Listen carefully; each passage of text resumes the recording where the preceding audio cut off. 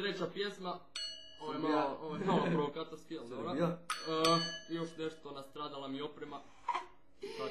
Vidite bubnjeve! Neće to biti taj sound, ali čuće se. Ali nabavili smo bubnjeve. Imamo bubnje, pokaži bubnje. Imamo bubnjeve, činele, ajmo reći, činele. Sljedeća stvar se zove Bože Petra. Šta, hoćemo, a? Da, 3, 2, 1. Čekaj da se skoncentriram. 3, 2.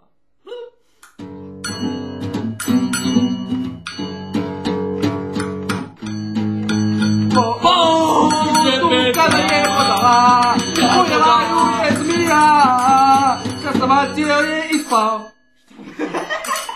Bravo, ajde. Bože Petra, kurvo stara, mada šiškaš kosu, i onda misliš da si mlađa. Kurvo Petra, kurvo Bože, kurvo. Bože Petra. Bože Petra. Bože Petra. Daj, samo ti daj. Bože Petra, Bože Petra, kurvo stara,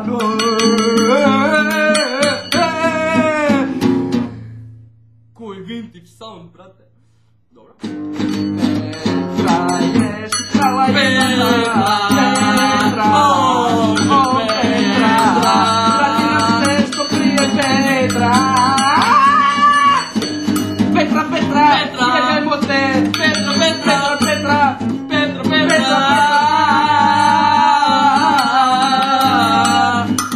A jesi kurva. Ko Jelena. Nema veze. Neću mi pozoriti. Ali... Morat će nam biti zamisli jedna od najdužih pjesama. Idemo dalje, čekaj da nađu novi sound. Petra.